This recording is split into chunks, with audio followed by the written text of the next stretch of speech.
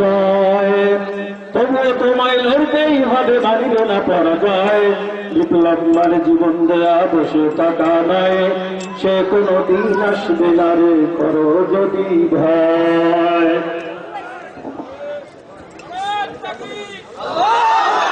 নারায়ে তাকবীর, নারায়ে তাকবীর। দ্বীন ইসলাম, দ্বীন ইসলাম।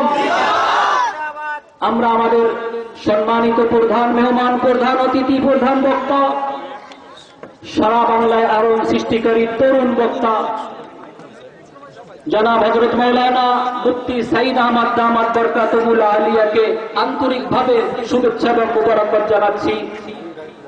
মাহফিলের পক্ষ থেকে, মাদ্রাসার পক্ষ থেকে, মেহমানে রাসূল, উলামায়ে কেরামের পক্ষ থেকে, এবং হযরতকে অত্যন্ত কষ্ট করে আসার জন্য আমরা আন্তরিকভাবে দোয়া করছি, মোবারকবাদ পেশ করছি, এবং হযরতকে কষ্ট করে হলেও আমাদের জন্য অন্তর নিগড়ানো এবং আমাদের শিক্ষণীয়, আমাদের জন্য আল্লাহ রসুলের পক্ষ থেকে কিছু নসিহত পেশ করার জন্য সবিনয় নিবেদন করছি কাসেমনগর মাদ্রাসার পক্ষ থেকে।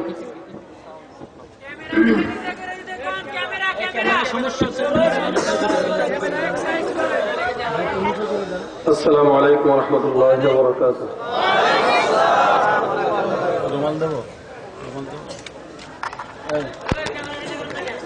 আলহামদুলিল্লাহ, আলহামদুলিল্লাহ আলিয়্যিদ যাতি আযীমিস সিফাতি সামিয়িস সিমাতি কাবীরিশ শান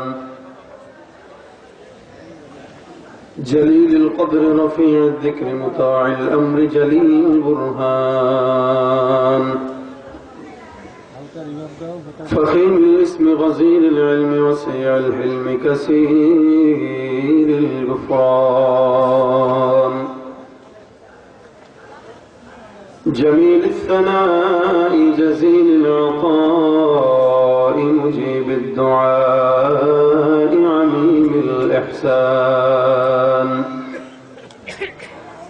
ونشهد أن لا إله إلا الله وحده لا شريك له ونشهد أن سيدنا وسندنا وحبيبنا وحبيب ربنا وطبيبنا وطبيب قلوبنا ومولانا محمدا عبده ورسوله صلى الله تعالى عليه وعلى آله وأصحابه وبارك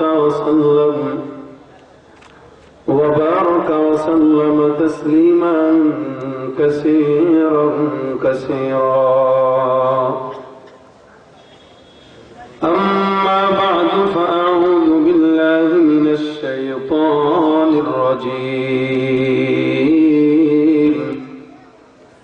بسم الله الرحمن الرحيم.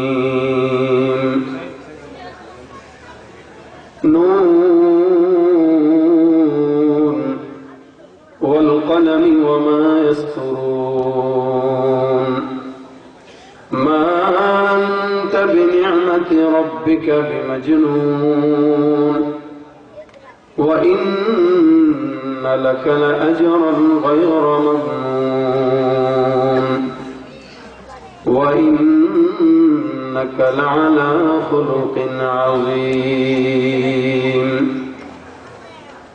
صدق الله مولانا العظيم وصدق رسوله النبي الكريم.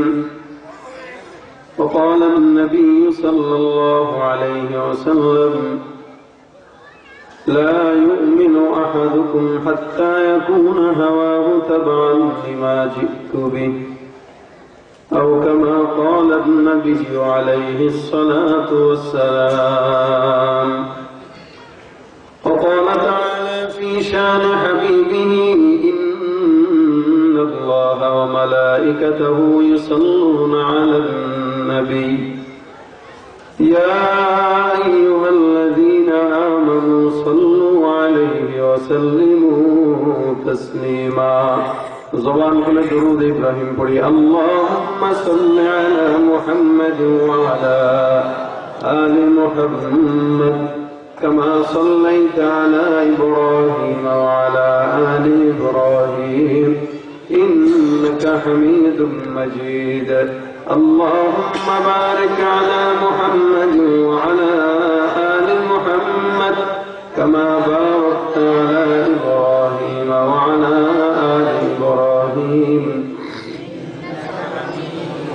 زبان رزق لا إله إلا الله لا إله إلا الله لا إله إلا الله لا إله إلا الله لا إله إلا الله لا إله إلا الله لا إله إلا الله لا إله إلا الله لا إله إلا الله محمد رسول الله صلى الله عليه وسلم। الحمد لله।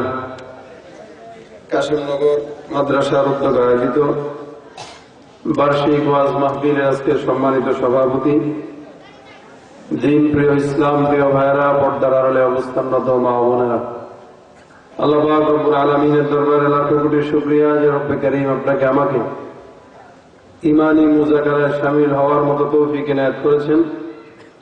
এজন্য রব্বুল আলামিনের দরবারে শুকরিয়া আদায় করে সকলে জবান খুলে বলে আলহামদুলিল্লাহ। অল্প মুখতাসার কিছু আলোচনা আল্লাহ পাক রব্বুল আলামিন যদি করার তৌফিক দান করেন, ইনশাআল্লাহ যোগ্যতা ইলম কালাম কিছুই আমাদের নেই।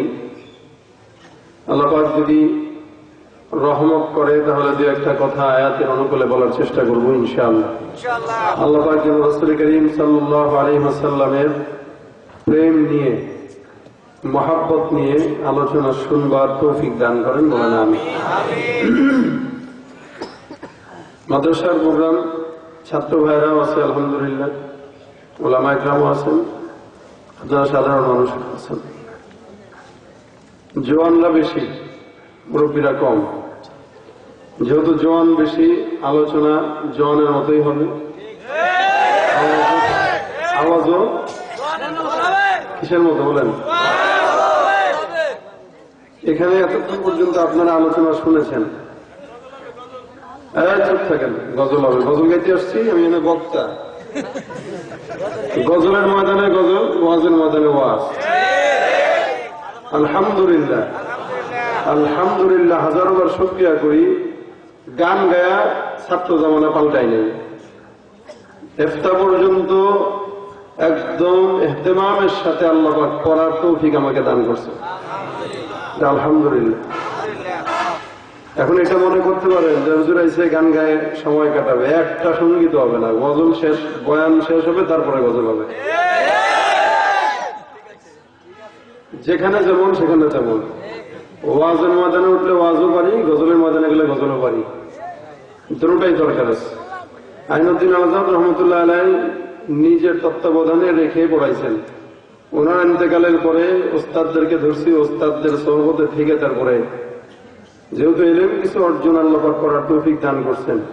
এখানে যে সমস্ত ওলামা ইকরাম আছে, এনাদের ছাত্র হওয়ার যোগ্যতা আমার নাই, কিন্তু যতটুকু পড়ছি আলহামদুলিল্লাহ আল্লাহ পাকের রহমত বরকত।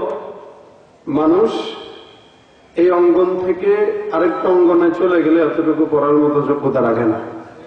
আল্লাহ পাক আমাকে ওস্তাদদের দোয়ায়, আকাবিরদের দোয়ায়, অনেক বড় বড় বুজুর্গদের মাথার হাতের স্পর্শ আমার মাথায় আমি আলহামদুলিল্লাহ নিয়েছি। এটা আল্লাহ পাকের তৌফিক, আল্লাহ পাকের রহমত, আমার কিছু না। যেহেতু এটা ওয়াজের ময়দান, মাদ্রাসার মাহফিল, এখানে আলোচনা হবে।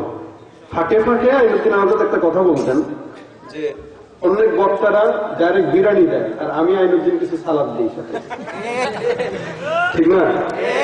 তা আমি যেহেতু আইনুদ্দিনের ছাত্র, আইনুদ্দিনের শিষ্য, আল্লাহ পাক ওনাকে জান্নাত নসিব করুক, বলেন আমিন। আমি যেহেতু ওনার শিষ্য, আমি একই কথা বলবো। এতক্ষণ আপনারা বিরিয়ানি পাইছেন, আমি একটু লেবু আর সালাদ দিয়ে ধনিয়া পাতা দিয়ে মাখায় তারপরে দেব। যদি আমার মওজুয়ের ভিতরে চলে আসে তাহলে মওজুয়ের বাহিরে কোনো গজল চলবে না। আমরা গজলকে এক সাহাবী যুদ্ধের ময়দানে গজল গাইতেছে, শের গাইতেছে, রাসূল কারীমের আরেক সাহাবী হযরত ওমর একটু মেজাজ গরম তো বলে, চুপ থাক, হুজুরের সামনে কি গলা এগুলো, শের টের যা পড়ার বাহিরে পড়ো, এখানে কি? রাসূল বলে, না ওমর, বলতে দাও, ওরে বলতে দাও, কারণ তরবারির আঘাতের চাইতেও যেগুলা বলতেছে এগুলা কাফেরদের হৃদয়ে বেশি কাছে। অনেক সময় দেখা যায় 1 ঘন্টা 1.5 ঘন্টার আলোচনা কিছু হয় না, একটা গজল গাইছি কি হবে বেঁচে থেকে, ওর পড়া গরম হয়ে গেছে, ঠিক না? অনেক সময় 10 ঘন্টার আলোচনা একটা গানেই কাভার দেওয়া যায়, একটা সঙ্গীত, একটা গজলে এটার ভিতরে সব চলে আসে। অনেক সময় 2 ঘন্টা যতটুকু বলতে পারবো না, এক ফেসবুকে তার সবচেয়ে বেশি বলে। এটা আমরা আল্লাহ রহমত, আল্লাহ পাক আমাদেরকে যোগ্যতা দিছে, এটা আমাদের গর্ব না, এটা আমাদের ফখর না, এটা আমাদের শুকরিয়া, আলহামদুলিল্লাহ। আমাদের যৌবন আছে না? এই যে আমার যৌবন আছে না নাই বলেন? এটা হলো জান্নাতি বয়স। মানুষের 30 থেকে 40 পর্যন্ত, 35 পর্যন্ত বয়সটা জান্নাতি বয়স। এই জান্নাতি বয়সে আল্লাহ পাক রব্বুল আলামিন বান্দাকে জান্নাতে নিয়েও এই বয়সটাই দিবেন। জান্নাতি বয়স কেন?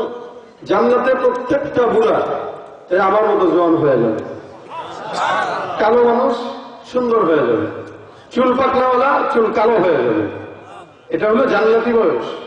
বয়স তো আলহামদুলিল্লাহ হয়েছে, কালো হতো না, গায়ের চামড়া তো আল্লাহ ফর্সা দিছে। এমন যদি হইতাম বতলম, তাও তো না, আলহামদুলিল্লাহ কিছু তো পড়ালেখা করছে। এমন যদি হয়তো সুর নাই, তাও একটা কথা ছিল, সুর তো আলহামদুলিল্লাহ আছে। তাহলে সব দিক থেকেই তো আল্লাহ পাক দিছে, এটা আল্লাহর রহমত। এখন এটাকে চাইলে তো আমি গানের রঙ্গনেও খরচ করতে পারতাম। ও বাসানি বলে যাও, ও প্রিয়া তুমি কোথায়, এগুলো গাইতে পারতাম না? গাই নাই কেন? কিছু দিনই বুঝ থাকার কারণে সবকিছুকে আল্লাহর জন্য যতটুকু পারছি সঁপে দেওয়ার চেষ্টা করছি। আপনাদের দেহে রক্ত আছে না নাই? যৌবন আছে না নাই? এই যৌবনটা যদি চান, গাঁজা খাইও কাটাইতে পারেন, মদ খাইও কাটাইতে পারেন, জিকির করেও কাটাইতে পারেন।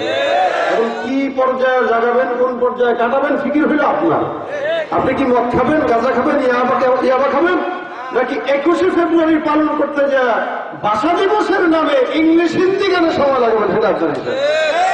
আমাদের দেশে কিছু কিছু মানুষ 1লা বৈশাখ পালন করে ইংলিশ আর হিন্দি গান নিয়ে, অথচ 1লা বৈশাখ মুসলমানের একটা এমন একটা দিন, এটা হইল বাংলা ভাষার সর্বপ্রথম দিন। 21শে ফেব্রুয়ারি ভাষা দিবস। এই ভাষা দিবসে যে দেখছে ইংলিশ আর হিন্দি গান বাজায়, আবার আমাদেরকে তো আমরা রাজাকার। আমি তো বলবো রাজাকার তুই।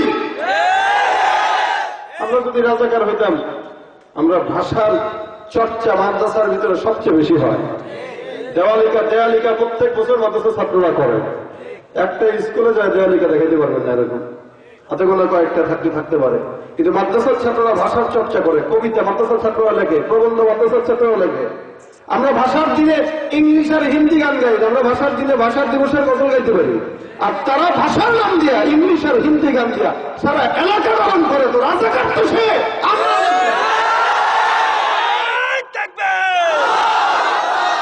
আমাদেরকে বলে আমরা রাজাকার, টুপি মাথায় দেওয়ার কারণে। আর দেশকে মহব্বত করে তারা মুখে মুখে বলে, কিন্তু আমেরিকায় ওর সেকেন্ড হোম আছে, ওর মালয়েশিয়া সেকেন্ড হোম রাখছে। ও আবার কয় ও দেশ প্রেমিক। ও দেশ প্রেমিক নিজেকে দাবি করে মালয়েশিয়াতে সেকেন্ড হোম রাখে। কেন রাখে জানেন? আকাম কুকাম যা করছে ধরা খাইলে যেন ফেরা যেতে পারে, এই কারণে। আমাদের কোন সেকেন্ড হোম নাই, আমাদের ফার্স্ট সেকেন্ড থার্ড মরণ পর্যন্ত হোম একটাই, যেখানে বাড়ি করি সেটাই। আমরা চুরিও করি না, আমাদের ভয়ও নাই, ঠিক কিনা যারা বলেন? তারা দেশকে মহব্বত করে মাত্র চাপাবাজি দিয়ে দুনিয়াতে বাস করা যায়, আখেরাতে পালন করা যায় না, বাস করা যায়। দুনিয়াতে ফের পাইবেন, দুনিয়াতে শুনে একটু আমাদেরকে ধোকা দিয়ে ওখানে যাইতে বললেন, কিন্তু ওই জায়গায় গেলে ধরা খাবে না খাবে না বলে? রাজাকার কারে বলে? নিজেরে বলে দেশপ্রেমিক, আর ঘরের ভিতরে সব ইন্ডিয়ান মাল, ইন্ডিয়ান পণ্য, আমেরিকার পণ্য, দুবাইয়ের পণ্য বলে আমরা বিদেশি জিনিস ছাড়া ব্যবহার করতে পারি। রাজাকার তো তুই বেটা। আমরা তো দেশীয় পণ্য ব্যবহার করতে চাই। হ্যাঁ, এখন অনেকে বলবো তাহলে আপনার কাপড় কি হোক জাপানি, আমি তো আজান দিয়ে ব্যবহার করি না, আমার দরকার এটা আমি কিনি। আর সে দরকার না, এটা পাইলেও বলে না না দেশি পণ্য, এটা নষ্ট। সেই ইন্ডিয়ান সোনো নিজে মুখের ভিতরে বাঁকে, আমেরিকার সোনো বাঁকে, আমরা বলি রাজাকার তোমরা, ঠিক না? আমরা রাজাকার না, আমরা দেশপ্রেমিক। এদেশের শামসুল হক ফরিদপুরি রহমতুল্লাহের ইতিহাস বাদ দিয়া স্বাধীনতা কোনদিন স্বর্ণ করে লেখা থাকতে পারে না, ইতিহাস বাদ দিয়া চারমোনার পীর সাহেব মরহুমের ইতিহাস বাদ দিয়া এদেশের স্বাধীনতা লেখা থাকতে পারে না। আমার এদেশের স্বাধীনতার পরতে পরতে ওলামা ইকরামের নাম স্বর্ণাক্ষরে লেখা থাকবে। ওলামা ইকরাম দেশের জন্য জীবন দিয়েছে। আজ পর্যন্ত আমরা ওলামা ইকরাম দেশের বিরুদ্ধে নয়, আমরা রাষ্ট্রবিরোধী নয়, আমরা উগ্রবাদী নয়। আমাদেরকে যারা উগ্র বলে, জঙ্গি বলে, তারাই জঙ্গি, তারাই উগ্র।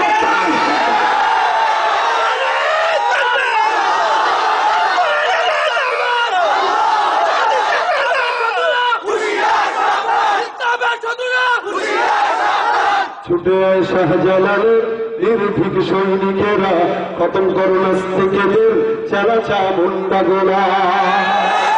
অলিদের এই ভূমিতে বিপ্লবেরই মশাল জ্বালা, অলিদের এই ভূমিতে বিপ্লবেরই মশাল জ্বালা।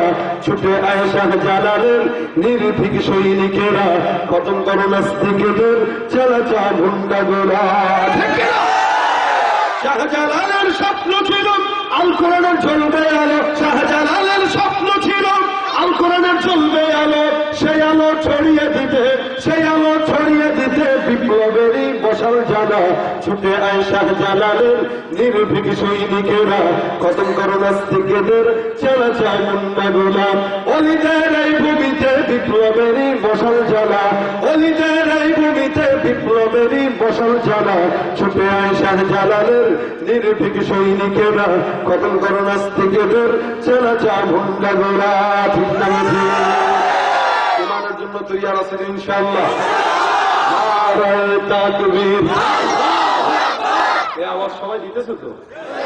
ফাঁকে ফাঁকে দেখেন, মুখ যদি বন্ধ রাখে মুখে ঘুষি মারবেন। ওরা এখানে দরবেশি করতে বলছে, জায়গার মতো দরবেশি থাকবে, আবার জায়গা মতো গেলে ইমানের আওয়াজও বাড়বে। সবসময় তসবিহ হাতে নিয়ে জিকির করলে হয় না, মাঝে মাঝে তরবারিও ধরা লাগে। সবসময় মাথায় হাত বোলায় মানুষকে দিনের দাওয়াত ডাক দিলে হয় না, মাঝে মাঝে একটু ধমক দেওয়া লাগে। এই জন্য যখন যেটা দরকার তখন সেটা করা দরকার, ঠিক না? বিয়ে করছেন কারা কারা হাত তুলেন?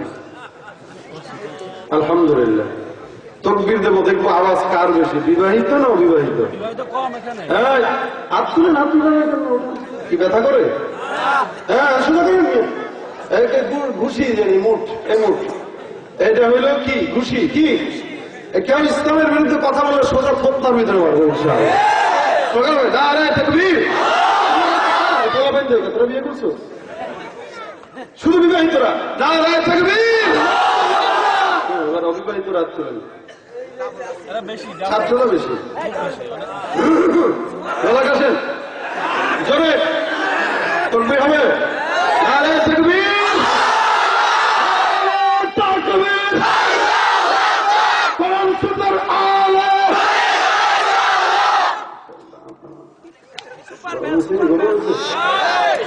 ঠিক আছে নি? মাশাআল্লাহ, এবার চলবে। এই যে এতগুলো ছেলে মাদ্রাসার ছাত্রই তো অধিকাংশ, এছাড়া অন্য যারা আছে আস্তে আস্তে করেন, আস্তে আস্তে করেন। আচ্ছা শোনেন, ক্যামেরা নিচে করবে কেমনে? নিচে মানে ওনারা ওনাদের মতো সিস্টেমে করুক। এখন এগুলোও একটা দিনী খেদমতের কাজ, কারণ এই ক্যামেরা দিয়েই ইহুদি খ্রিস্টানরা মুভি বানায়, ইন্ডিয়ান সিনেমা বানায়, আমাদেরকে দেখায়, আমাদের মাদেরকে নষ্ট করে। এখন বাতিল যেভাবে আসবে সেভাবেই তো মোকাবেলা করা দরকার। বাতিল যদি ক্যামেরার মাধ্যমে আসে, আমরা ক্যামেরা দিয়ে পিটার শুরু করবো। এই যে আমার এই কথাগুলো হলো পিটানি, ওদেরকে পিটানি, ঠিক না? এটা তো ক্যামেরা দিয়ে করতেছে, এটা ভালো জিনিস খারাপ জিনিস। এটা দিয়ে যদি নায়িকাদের নাচ ভিডিও করে তাহলে খারাপ, আর আমাদের ওয়াজ ভিডিও করলে তাহলে ভালো। এটারে কেউ খারাপ চোখে দেখি না। অনেকে হুজুরে ভিডিও করে, বুজুর্গ তুমি কি মিয়া হারাম শরীফের প্রত্যেকটা সেকেন্ড ভিডিও হইতেছে, সারা দুনিয়ার মানুষ দেখতেছে, ঠিক না? জামানা যখন যেমন তখন সেইভাবে চলতে হয়। এটা ভালো দিকে নিবেন, প্রত্যেকটা জিনিসের ভালো মন্দ দুটা দিক থাকে। আমরা খারাপটা বাদ দিব, ভালোটা নেব ইনশাআল্লাহ। ওনাদেরকে ওনাদের সুযোগ মতো করতে দেন। আপনাদের এই কাশেমনগর মাদ্রাসার মাহফিল যখন ইন্টারনেটে যাবে, হাজারো মানুষ তো এই মাদ্রাসাকে চিনবে আর দেখবে, ঠিক না? এটা জরুরি দরকার আছে, এটা না করলেও আসবে। আমরা যেখানে যাই বিপদ হইলো আমার, মানে একটা ওয়াজ কোন জায়গায় কইরা শান্তি পাই না, পরে দিন ইন্টারনেটে আসে, মানে তাও এক ক্যামেরায় তো না, 10-15টা ক্যামেরা, এক ওয়াজ যদি ভিডিও ছেড়ে মানুষকে হুজুর তো একই ওয়াজই করে। এই বিপদ তো আমাদের, কিন্তু এটার দ্বারা একটা খেদমত আছে। এই খেদমতটা ওনারা করতেছে, এটার ভিতরে নিয়ম যদি সহি থাকে ওনাদের সওয়াব হবে, ঠিক না? আপনারা এখান থেকে হুঙ্কার দিবেন, এই হুঙ্কার সারা বিশ্ব দেখবে এই মিডিয়ার মাধ্যমে। আপনারা হুঙ্কার দিয়ে বুঝাই দিবেন যে আমরা বাতিলদের বিরুদ্ধে সবসময় থাকবো ইনশাআল্লাহ। আল্লাহ আমাদের হুঙ্কারকে কবুল করো, ঈমানকে কবুল করো। আরো জোরে বলেন আমিন। ভাই, যারা আমাদেরকে পাগল বলে তারা মূলত পাগল, যারা আমাদেরকে রাজাকার বলে তারা মূলত রাজাকার, যারা আমাদেরকে উগ্র বলে তারা মূলত উগ্র। আমরা কোনোদিন উগ্র ছিলাম না, উগ্র না। মুসলমান উগ্রতার জাতীয় নয়। আল্লাহ পাক রব্বুল আলামিন এই কথাটাকে রাসূল করিম সাল্লাল্লাহু আলাইহি ওয়াসাল্লামকে বুঝাই দিয়া বলেন, পয়গম্বর, এই যে আজকে ১,৫০০ বছর পরে কিছু কিছু মানুষ উম্মতের ওলামা ইকরামদের দিকে আঙুল তুলে কথা বলতে চায়, এরা কারা? এরা হচ্ছে ১,৫০০ বছর আগের আবু জাহেল, উতবা, সাইবা, আবু লাহাবের চেলা চামুন্ডা। তারা ছিল তখন, এখনো কিছু আছে। আবু জাহেল নামে কাউকে পাবেন না, কিন্তু আবু জাহেলের চেলা চামুন্ডার অভাব নাই। আল্লাহ বলেন, ইন্না কাফাইনাকাল মুস্তাহজিইন। রাসূল, আপনার পেরেশানির কারণ নাই, আপনি দ্বীনের দাওয়াত যেমনে বলছি আমরা দেন, আমি আল্লাহ পাক রব্বুল আলামিন আপনার জন্য একাই যথেষ্ট। সুবহানাল্লাহ। ওলামা একরাম দ্বীনের দাওয়াত দিব, ওলামা একরামদের জন্য যথেষ্ট কে? হ্যাঁ, আমাদের জন্য যথেষ্ট কে? আমাদেরকে যারা গালি দেয়, আমাদেরকে যারা খারাপ কথা বলে, ওদেরকে আমাদের কিছু বলা দরকার নাই। ওরা যদি আমাদেরকে বলে আসো খেলা হবে, আমরা বলে আমরা খেলতে চাই না। আমরা তোমাদের সাথে কি খেলবো? আমাদের রাসূল তো ১,৫০০ বছর আগে তোমার চেয়ে বেশি খেলা দেখা গেছে। কি খেলা? কিসের খেলা? মুসলমান খেলবে নাস্তিক বেঈমানদের সাথে, মুসলমান খেলবে ইহুদি খ্রিস্টানদের সাথে। মুসলমান কেন মুসলমানের বিরুদ্ধে খেলবে? তুমিও মুসলমান, আমিও মুসলমান, তোমার সঙ্গে তো আমার কোনো খেলা নাই। আমার খেলা হবে ইহুদি আর নাসারা খ্রিস্টানদের সঙ্গে। আমরা খেলা খেলি মুখে মুখে না, ইমানের খেলা। ৩১৩ জন খেলা দেখাইছে ১,০০০-এর মোকাবেলায়।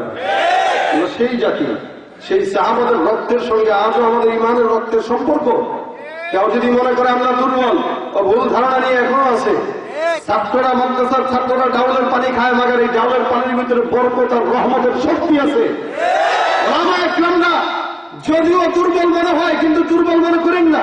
আমাদের কাছে কামান নাই, বিমান নাই, অস্ত্র নাই, কিচ্ছু না থাক, সবচেয়ে বড় অস্ত্র লা ইলাহা ইল্লাল্লাহ, নারে তাকবীর, আল্লাহু আকবার। এর চাইতে বড় অস্ত্র আমাদের কাছে আর কিচ্ছু হতে পারে না। ১০ জন মিলে তাকবীর দিলে ১,০০০ মানুষ ভয় পায়। কি রে, ব্যাপারটা কি? এত মানুষ কোত্থেকে আসলো? আসলে মানুষ বেশি না, মানুষ কম, মাগার তাকবীরের আওয়াজ আল্লাহ পাক গোটা দুনিয়া কাঁপায়। এখানে আমাদেরকে আগেও পাগল বলছে, এখনো বলে। আল্লাহ পাক রব্বুল আলামিন রাসূলকে সান্ত্বনা দেন, হুজুর পাগল বলুক। ৪০ বছর পর্যন্ত রাসূল কিছু বলে না, এমনি এমনি কথা বলে, এমনি এমনি মানুষকে খারাপ পথ থেকে ফিরায়। কিন্তু নবুয়তের দায়িত্ব ৪০ বছরের পর যখন শুরু করছে, এখন আবু জাহেল বলে পাগল হয়ে গেছে। কেন বলো? দলের বিরুদ্ধে বলছে, নেতার বিরুদ্ধে বলছে, লিডারের বিরুদ্ধে বলছে। এই কারণে মোহাম্মদের আর ভালো লাগে না। আমরা যখন কাউকে কিছু বলি, হুজুর যা কিছু বলেন সমস্যা নেই, আমাদের দলের বিরুদ্ধে বলেন না, রাজনীতির কথা বলেন, এই বলেন না, সেই বলেন না। কেন? আমার দলের চাইতে কি ইসলাম ছোট হয়ে গেছে? ইসলাম বড়, আমার দল ছোট। নবী বড়, আমার নেতা ছোট। আমার কাছে যদি নবীর চাইতে নেতা ছোট না হইতে পারে, সে মুমিন না, সে মুনাফিক। আল্লাহ পাক রব্বুল আলামিন রাসূলকে বলেন, তুমি দাওয়াত, এই দায়িত্ব ছাড়া দুনিয়ায় ছড়ায় দাও। ইন্না কাফাইনাকাল মুস্তাহজিইন। আল্লাহ পাক রব্বুল আলামিনের পয়গম্বর দাওয়াত ছড়ায় দেন। এখন আবু জাহেল বলে, আরে তুমি আমাদের কি কারণে রাখছো? এই কারণে জমা করছো? পাগল হয়ে গেছো? উল্টা পাল্টা কথা বলো? তোমাকে ভালো মনে করতাম, তুমি এখন ইমানের দাওয়াত দাও। আল্লাহ যদি নবী বানাইতে হয়তো আমাদেরকে না বানাবে, তোমাকে কেন বানাবে? বাজারে যায়, বিয়ে শাদী করে, খায় দায়, ঘুরে, এতিম মানুষ, টাকা নাই পয়সা নাই, গরিব, একে নবী বানাবে আল্লাহ? কোন দুঃখে বানাইলে আমার মতো আবু জাহেলকে না বানাবে? আল্লাহ যখন কাউরে কবুল করে সম্পদের কারণে কবুল করে না, ইমানের কারণে কবুল করে। হাদিসে রাসূল বলেন, ইন্নাল্লাহা লা ইয়ানজুরু ইলা সুওয়ারিকুম ওয়া আমওয়ালিকুম ওয়ালাকিন ইয়ানজুরু ইলা কুলুবিকুম ওয়া আ'মালিকুম। একটা মানুষ কোটিপতি হতে পারে, শিল্পপতি হতে পারে, বড়লোক হতে পারে, তার কাছে ইমান যদি না থাকে, একটা গরিব রিকশাওয়ালা, কৃষক, ইমানের কারণে যদিও গায়ের চামড়া কালো, যদিও গাছ থেকে দুর্গন্ধ, মাগার ওই কোটিপতির চাইতে রিকশাওয়ালার দাম মালিকের কাছে কোটি কোটি কোটি গুণে বেশি। কিসের কারণে? ইমান। কিসের কারণে বলেন? রাসূলকে আল্লাহ পাক রব্বুল আলামিন নবী বানাইছেন, নিজে আল্লাহ পাক রাসূলকে নির্বাচিত করেছেন। গোটা দুনিয়া সৃষ্টি করার 50,000 বছর আগে আল্লাহ পাক কিচ্ছু বানান নাই। আল্লাহ পাক বলেন, আমি গোপন ধনভাণ্ডার ছিলাম, কুনতু কানজান ফাখিমা, আমি গোপন ধনভাণ্ডার ছিলাম, আমি চাইলাম কিছু একটা হোক, মানুষ আমাকে চিনুক। আল্লাহ পাক বলেন, ইন্না আউওয়ালা মা খালাকাল্লাহুল কলম, সর্বপ্রথম আল্লাহ পাক কলম একটা সৃষ্টি করেছেন। সুম্মা ক্বালা লাহু উক্তুব, আল্লাহ পাক কলমকে বললেন, যা হবে দুনিয়াতে ঘটবে সব লেখো। আজকের মাহফিলে কে আসবে, কে না আসবে, কে আলোচনা করবে, কয়টা পর্যন্ত হবে, টোটাল জিনিস আল্লাহ পাক দুনিয়া সৃষ্টি করার 50,000 বছর আগে ওই কলমের মাধ্যমেই লিখে দিয়েছেন। কলমটা আল্লাহর আদেশে লিখছে। কোন বান্দা ঘুষ খাবে, কোন বান্দা সুদ খাবে, কোন বান্দা জিকির করবে, কোন বান্দা জিনা করবে, কোন বান্দা আজকে মাহফিলে বসবে, দুনিয়া কতদিন বাঁচবে, আসমান কতবার, আসমান কয়টা হবে, জমিন কয়টা হবে, সূর্য কতবার উঠবে, জান্নাত জাহান্নাম, টোটাল আলোচনা।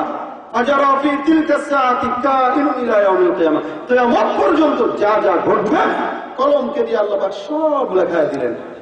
এখন আল্লাহ পাক কলমকে লেখানোর পরে কলমের সিল লাগাই দিছে জবানের ভিতরে, কলমের লেখা শেষ। তার মানে এই যে এই মাহফিলের কমিটি এখানে যেভাবে লিখছে আজকের মাহফিলটা সেভাবেই হচ্ছে। এটা যদি নিজাম লাওকাত না থাকতো তাহলে মাহফিলটা এভাবে সুন্দর হইতো না, এলোমেলো হইতো। আল্লাহ পাক দুনিয়ার একটা নিজাম আগে খসড়া দ্বারা করাইছেন, তারপরে দুনিয়া পরিচালনা করতেছেন। এখন আসমান জমিন সব কিছু কলম লিখলো, আল্লাহ পাক কলমের সিল লাগাই দিছে। কেন? কিয়ামত পর্যন্ত এই কলমটা নতুন করে যেন আর কোন লেখা লিখতে না পারে। কারণ আমরা বাঙালি জাতি ঘুষপ্রিয়, তো যদি কলম লেখার সুযোগ থাকতো কইতাম, বাইরে 5 লক্ষ টাকা দিলাম ঘুষ দিয়া, আমার একটু তুক দিকটা তুই পাল্টাই দে যা। আমরা তো ঘুষটারে হাদিয়া বলে খাই, তাই না? রাস্তায় চলে আর এমনি নিয়ে নিয়ে পকেটে পড়ে নাই, টেবিলের তল দিয়ে নেন। চাকরি দিছি, তুমি একটু 4 টাকা দিবা না? 4 টাকা কত ছাড়? দাও 5 লাখ দাও। চা খাইতে 5 লাখ লাগে। আমি একবার ঢাকার একটা হোটেল আছে, ওই হোটেলে গেছি, গ্রামের এরিয়া, ওখানে যে চার অর্ডার দিচ্ছি, ওমার চায়ের অর্ডার দেওয়ার পরে বিল টাকায় দেখি 1 কাপ চা 600 টাকা। আস্তাগফিরুল্লাহ, এরকম জন্তু মানুষকে বলদ বানায় স্যার এরা। 1 কাপ চা 600 টাকা কি দিচ্ছে? চিনি আর চাপাতি তো 600 টাকা কেন? যারা ঘুষ খায় 5 লক্ষ টাকা চাকরির বিনিময়ে এদের চায়ের দামও আছে মনে হয় 1 লাখ টাকা। দেখি এটা না খায় তো খায়, আবার বলে না এটা তো হাদিয়া দিচ্ছে, আমার এদের হেল্প করছে, সে আমাকে হেল্প করেছে। নাম পাল্টা দিয়ে দিচ্ছে, সুদের টাকায় বিল্ডিং করছে 10 তলা, আবার লিখে দিছে ইসলামী ব্যাংক কর্তৃক দায়বদ্ধ। আসলে মূলত দায়বদ্ধ কথাটা ভুল। এরকম কোন বাড়ি পাইলে একটু সুন্দর করে বড় একটা কাগজে লিখে দিবেন, ইহা একটি সুদের বাড়ি, ঠিক না? বুঝাই দিবে একটু সুদের টাকা বাড়ি করে, আবার উল্টা পথে শুদ্ধ ভাষায় লেখোস কেন? ইহা দায়বদ্ধ কিসে করা? এটা সুদের বাড়ি, যা সোজা কথা। আর সুদ টাকা যদি কেউ ইন্টারেস্ট বলেও খায়, হালাল না হারাম বলতেছেন তো আপনারাই। আশা ব্রাক এলাকার বাবার কাছে চাচার কাছে টাকা চাবেন ধার, যে চাচা যান এতো 20,000 টাকা দেন না, তাহলে কেন? আমার দরকার আছে। চাচা গতকাল যদি চাইতে দিতে পারতাম, গতকাল তোমার চাচা একজনকে দিয়ে দিছে, আহারে ভাতিজা তোমার জন্য কিছু করতে পারলাম না। এখন আপনি চিন্তা করলেন যে চাচারে আটকানোর ক্ষমতা আমার আছে, কারণ ও চাচা 20,000 টাকা দেন, আপনার 2,000 টাকা সুদ দেবো, লাভ দেবো। চাচা দেখি ছিল তো না তোমার চাচির কাছে কোন একান্তিতে আছে নাকি একটু দেখা যায়।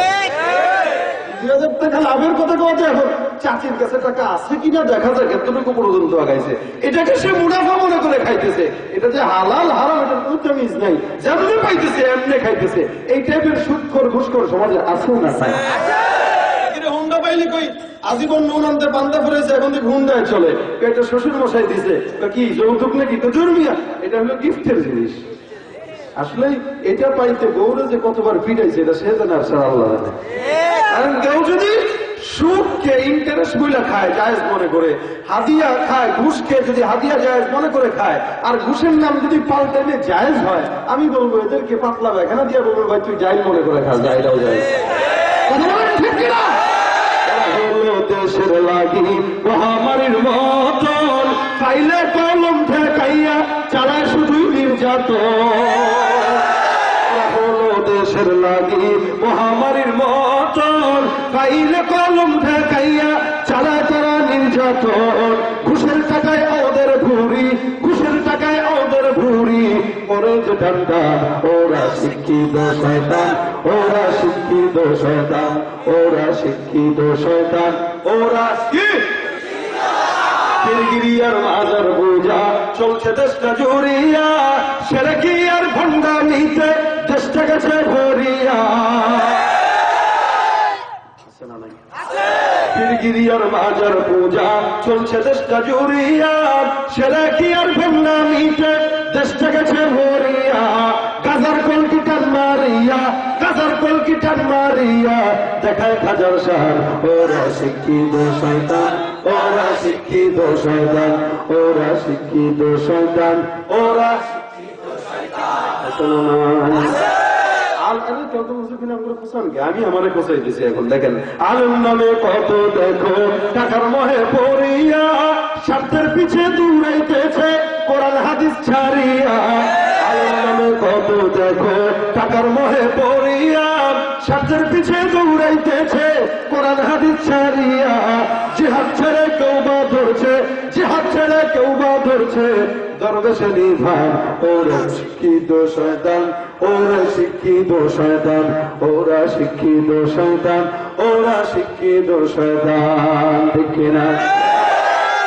সমাজে যারা ঘুষকে জায়েজ মনে করে খায়, এটা শিক্ষা থাকলেও ও হলো শিক্ষিত ঘুষপ্রিয় তো মানুষ। আল্লাহ পাক এগুলো জানে, এই কারণে কলমের আর তৌফিক দেয় না। আমরা তো পারলে ফেরেশতা করে ঘুষ দিয়ে জান্নাতে যেতে চাই। আমার মনে হয় না বাংলাদেশের মতো অন্য কোনো দেশে মানুষ এত ঘুষ খায়। এত পরিমাণে ঘুষখোরদেরকে দমানোর চেষ্টা সরকার করতেছে, পারতেছে না। কেমনে পারবে? কারণ যাদেরকে দায়িত্ব দিতেছে সেও যদি ঘুষখোর হয় তাহলে কেমনে এটা বন্ধ হবে বলেন? আল্লাহ পাক রব্বুল আলামিন বলে, কলম থেকে আমি আল্লাহ সৃষ্টি করলাম। গোটা দুনিয়ার জিনিস কলম লিখলো। কলমটা লেখার পর আমি আল্লাহ পাক কলমের জবানের ভিতরে সিল লাগাই দিলাম। কলম আর জিন্দেগিতেও কথা বলতে পারবে না। সব কিছু কলম লিখলো। আসমান কয়টা, জমিন কয়টা, পাহাড় কয়টা, সমুদ্র কয়টা, যা যা আছে সব রব্বুল আলামিন কলম দিয়ে লেখা দেয়। আল্লাহ পাক রব্বুল আলামিন এখন লেখার পর, কোরআন নাযিল করার পর আল্লাহ পাক আয়াত দিয়ে দিলেন, নুন ওয়াল কলামি ওয়া মা ইয়াসতুরুন। কলমের শপথ, কলম যা লিখেছে তার শপথ। এই বিশাল বড় শপথ রব্বুল আলামিন কেন খায়? কলমের শপথ খাইল, কলম যা যা লিখেছে তার শপথ। মানে আসমানের শপথ, জমিনের শপথ, পাহাড়ের শপথ, সমুদ্রের শপথ, গোটা দুনিয়ার মানুষের শপথ, জিন্নাতের শপথ, ফেরেশতার শপথ।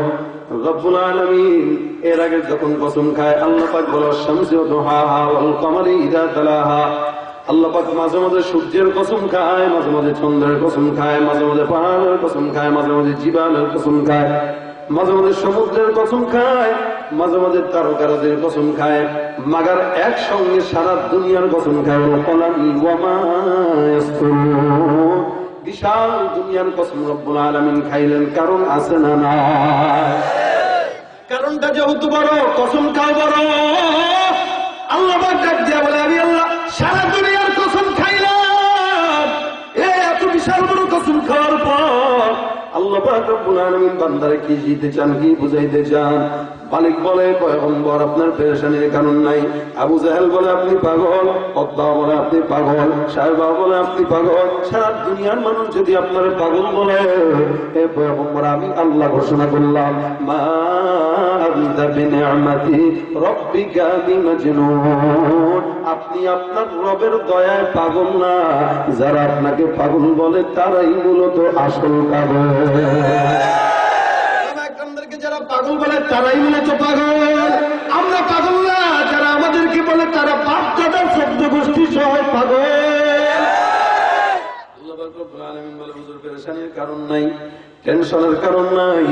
আপনাকে যারা পাগল বলে অচিরেই তারা দেখবে কারা পাগল। ফাসাতবসিরু ওয়া ইবসিরুন বিআইকুমুল মাফতুন। হুজুর ১৫০০ বছর পর যদি আল্লাহ পাক রব্বুল আলামিনের পয়গম্বর পাগল হইতো, অন্যান্য নবীরা চলে যায়, নবীর উম্মত নাই, নবীরা যায়, মুজিজাও নাই। হে মুসলমান, পয়গম্বর নবী সাল্লাল্লাহু আলাইহি ওয়াসাল্লাম ১৫০০ বছর হয়ে গেল, চলে গেছে।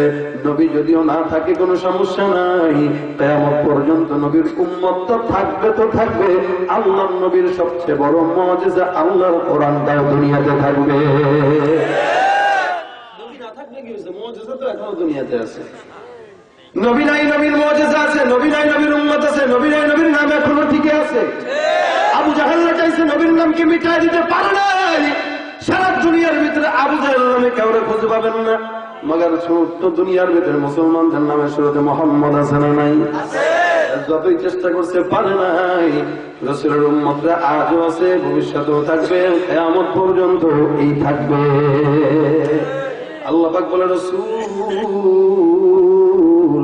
আমি আল্লাহ পাক রব্বুল আলামিন আপনাকে পাগল বানাই নাই। পাগল যদি বানাইতাম, ইন্না লাকা লাআজরান গায়রা মামনুন, আমি আল্লাহ পাক রব্বুল আলামিন আপনাকে কোনদিন নিরবিচ্ছিন্ন নিয়ামত দান করতাম না। 24টা ঘন্টা আপনার পিছনে আমি আল্লাহর রহমত যাই, আপনি যেদিকেই যান আমি আল্লাহর রহমত সেদিকেই দৌড়ায়। পয়গম্বর আপনি যেদিকেই তাকান সেদিকেই স্বর্ণের জায়গা হয়, যেদিকেই পারাবেন সেই জায়গা স্বর্ণের জায়গা। যার সঙ্গে মিশেন সেই জায়গায় সেই মানুষটা স্বর্ণের মানুষ হয়ে যায়। রাসূল করিম সাল্লাল্লাহু আলাইহি ওয়াসাল্লাম দুনিয়াতে আসছেন, আল্লাহ পাক বলে সব কিছু আমি আদেশ দিয়ে বানাইলাম। ইন্নামা আমরুহু ইযা আরাদা শাইআ আইয়াকুনা লাহু কুন ফায়াকুন। আসমানটা বানাইতে চিন্তা করলাম, হও হয়ে গেল, জমিন হও হয়ে গেল, পাহাড় হও হয়ে গেল, সমুদ্র হও হয়ে গেল। সব কিছু আমি আল্লাহ আদেশ দিয়ে বানাইলাম। মুহাম্মদুর রাসূলুল্লাহ আপনাকে যখন আমি আল্লাহ বানানোর চেষ্টা করলাম, চিন্তা করলাম, আমি আল্লাহ আদেশ দিয়া বানাই নাই। আমি আল্লাহ পাক আমার নিজের কুদরতের হাত দিয়া আপনাকে মহব্বত দিয়া বানাইলাম।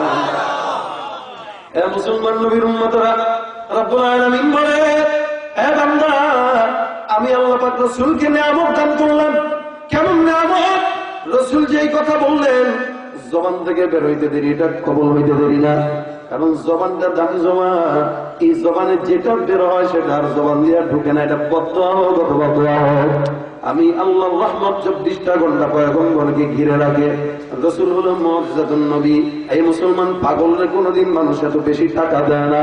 টাকা চাইলে 5 টাকা, 10 টাকা, সর্বোচ্চ 20 টাকা। এর বেশি যদি পাগলকে দেয়, পাগল টাকার মর্যাদা বুঝে না। পাগলরে কোনোদিন 10 লাখ টাকার বান্ডিল দেয় না, যদিও দেয় পাগল এটার মর্যাদা বুঝবে না। আল্লাহ পাক রব্বুল আলামিন যদি পয়গম্বরকে পাগল বানাইতেন, এমন নিয়ামত কোনোদিন রব্বুল আলামিন দিতেন না।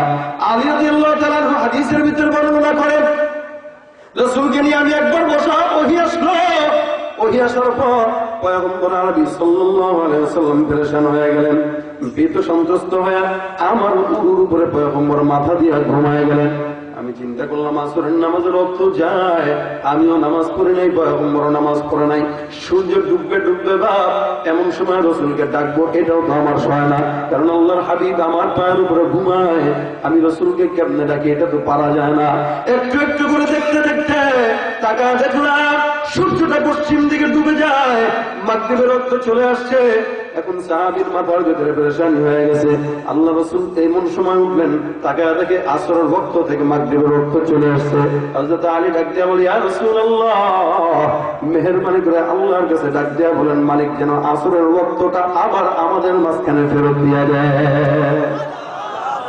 আচ্ছা, এই দাবিটা কি ছোট না বড় বলেন? আমরা যদি সবাই মিলে চাই আল্লাহ পাক আসরের ওয়াক্তটা আজকে আবার ফেরত দেয়, এটা হবে কিয়ামত পর্যন্ত? রাসূল আসমানের দিকে দু হাত তুলে ডাক দিয়া বলে, আল্লাহ। আলী ডাক দিয়া বলতেছে, আসমানের সূর্যটা আসরের ওয়াক্তে দিয়ে দাও। মালিক গো, আমিও নামাজ পড়ি নাই, আলীও নামাজ পড়ে নাই। আল্লাহর নবী ডাক দিয়া বলে, আল্লাহ, সূর্যটা আবার আগের জায়গায় দিয়া দাও। হযরত আলী ডাক দিয়া বলেন, রাসূল যখন মালিকের কাছে দাবি পেশ করলেন, তাকে দেখলাম ওই সূর্যটা পশ্চিম দিক থেকে আসরের ওয়াক্তে আবার চলে আসছে। পাগল যদি হইতো এই নিয়ামত দিত কিনা জোরে বলেন? পাগল হইলে এমন নিয়ামত দেয় না। এই রাসূল করিম কোন জায়গায় যাবে? রাসূল তো নতুন নবী না।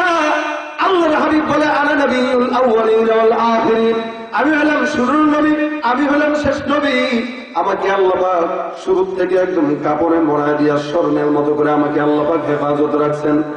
এই মুসলমান, অন্য কোন নবী এমন ভাবে হেফাজত না, পয়গম্বর নবীকে আল্লাহ পাক যেভাবে হেফাজত করছেন, আমার নবী যেই ঘর থেকে জন্মগ্রহণ করলেন ওই ঘরটাকেও আল্লাহ পাক হেফাজত করছে।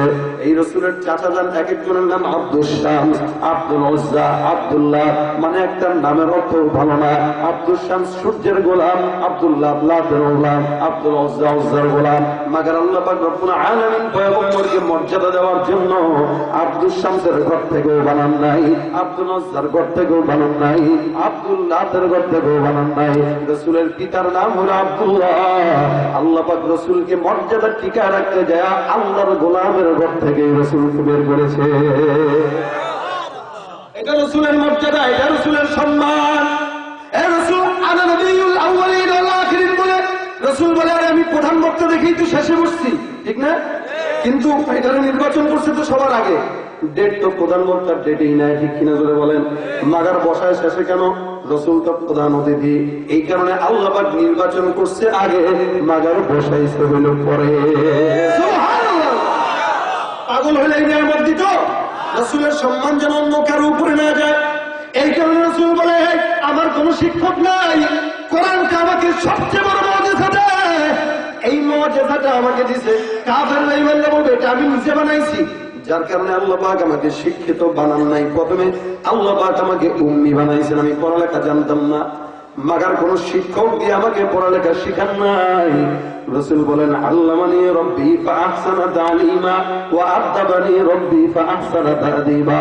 দুনিয়ার কোন শিক্ষক যদি আমি রাসূলকে পড়াইতো, তাহলে শিক্ষকটার দাম আমি রাসূলের চাইতেও বেশি হয়ে যেত।